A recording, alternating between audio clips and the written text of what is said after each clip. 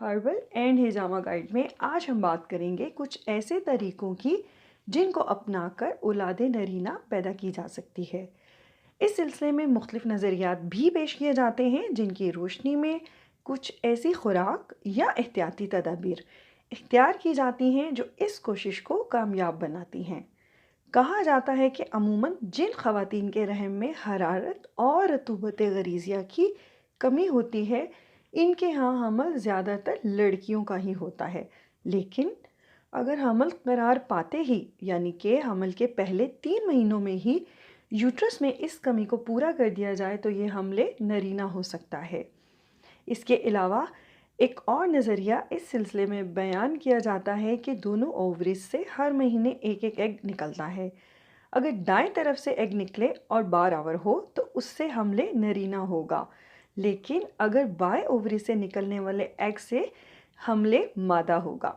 मगर इसमें एक कबाहत है कि जब तक कोई बच्चा पैदा ना हो ये अंदाज़ा लगाना मुश्किल है कि इस महीने किस तरफ से एग रिलीज़ हुआ होगा।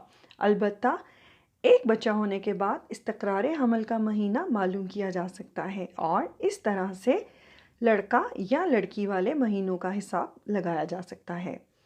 बास कदीम अतिबा ने भी इस नज़रिया की तायीद करते हुए फरमाया है कि दाएं तरफ औलादे नरीना के लिए महसूस है, इस वजह से क्योंकि वो ज़्यादा गर्म रहती है। लिहाजा जो औरतें दाहिनी करवट लेटें और ख़ुसूसन मिलाप के बाद तो इनके यहाँ अमूमन औलादे नरीना ही होती है।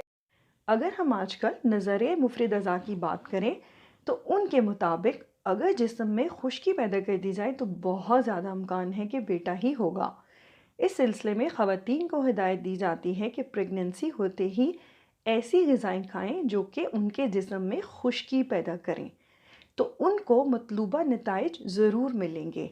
खुश्क और खट्टी यानी कि तुर्शी वाली अग़ज़िया का ज़्यादा से ज़्यादा इस्तेमाल, जैसे कि चाय, कॉफ़ी, कढ़ी, लस्सी, अचार, आलू, गोभी, दही भल्ले, चाट, मटर वग़ैरह, और इसके साथ साथ खट्टे फल जैसे कि अनानास या अनार, ऐसी चीज़ें ज़्यादा खाएं।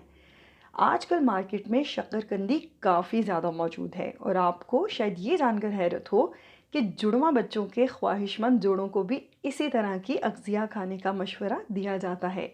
और हैरत की बात यह है कि इनमें से 90% लोगों को कामयाबी भी मिलती है, मगर यकीनी तौर पर इसको खुदा की रहमत के अलावा कुछ और नाम देना मुनासिब नहीं।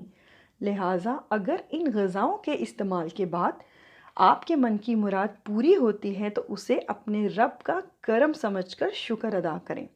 इसके साथ साथ अगर आपको हमल कन्फर्म हो चुका है तो अपनी खुराक में आज ही से ऐसी तमाम अशिया का इस्तेमाल बढ़ा दें तो इंशाअल्लाह ना सिर्फ औलादे नरीना बल्कि जुड़वा बच्चों की पैदाइश के चांसेस भी काफ़ी ज़्यादा हो जाते हैं।